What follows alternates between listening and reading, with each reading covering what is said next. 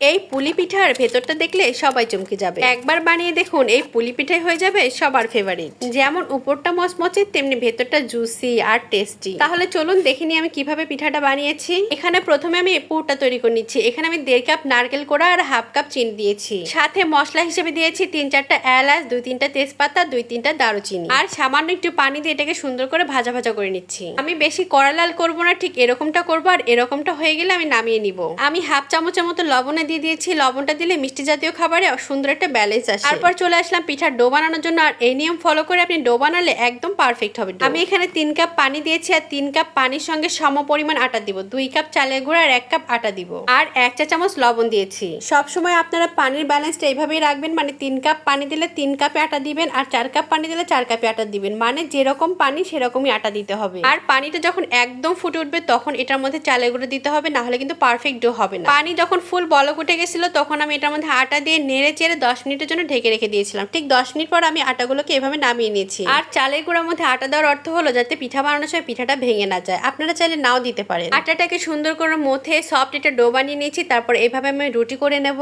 আমার কাছে এই পদ্ধতিটা খুবই সহজ মনে হয়, এর জন্য আমি সবসময় এরকম রুটি করে নিই। আর রুটি করে বাসা যদি এরকম স্টিলের গ্লাস থাকে তাহলে সেটা দিয়ে সুন্দর করে কেটে নিই। সবার বাসাতেই কম বেশি এরকম গ্লাস থাকে স্টিলের, তারা চাইলে এভাবে কেটে নিতে পারেন, তাহলে খুব তাড়াতাড়ি হয়ে যাবে। আর এই যে দেখেন আমি সবগুলো বানিয়ে নিয়ে পিঠাগুলো বানিয়ে নিচ্ছি। খুবই সহজ। একটা করে এরকম পিঠার লেচি নিয়ে আমি সুন্দর করে এর মধ্যে 1 চা চামচের মতো পুর দিয়েছি। আপনারা চাইলে একটু বেশিও দিতে পারেন। তারপর সুন্দর করে এভাবে ফোল্ড করে নিয়েছি। তারপর কড়াইয়ের মধ্যে পর্যাপ্ত পরিমাণে তেল দিয়ে একটু গরম করে নিয়েছি। গরম করে আমি পিঠাগুলোকে দিয়ে দিলাম। আর পিঠাগুলো কিন্তু খেতে ভীষণ মজা হয়েছিল। প্রথম দিকে বেশি নাড়াচাড়া করবেন না, তাহলে ভেঙে যেতে পারে। যখন এক সাইড হয়ে যাবে তারপর সুন্দর করে এভাবে উল্টাপাল্টা করে ভেজে নিবেন। এইভাবে একটু কড়া ভাজি করে নিয়েছি, যেহেতু চালের আটার পিঠা একটু মচমচে হলে খেতে ভালো লাগবে। আর উপরটা হয়েছিল সুন্দর ক্রিস্পি আর ভেতরটা নরম জুসি। আপনারা চাইলে একটু হালকা করে ভাজি করে খেতে পারেন। আমার কাছে একটু কড়া ভাজি ভালো লাগে তাই কড়া ভাজি করেছি। এভাবে আমি সব কয়টা পিঠা ভাজি করে নিয়েছি। এটা দেখতে সাধারণ কিন্তু খেতে অসম্ভব মজার। আর এইরকম পিঠা থাকলে আপনি ডায়েটও ভুলে যাবেন। খুবই সহজ। যারা এইভাবে কখনো পিঠা বানাননি তারা অবশ্যই এই রেসিপিটা ফলো করে পিঠাগুলো বানিয়ে নেবেন, দেখবেন একদম পারফেক্ট হবে। এইভাবে একবার পিঠাগুলো বানিয়ে বাসা সবাইকে খাইয়ে চমকে দিন।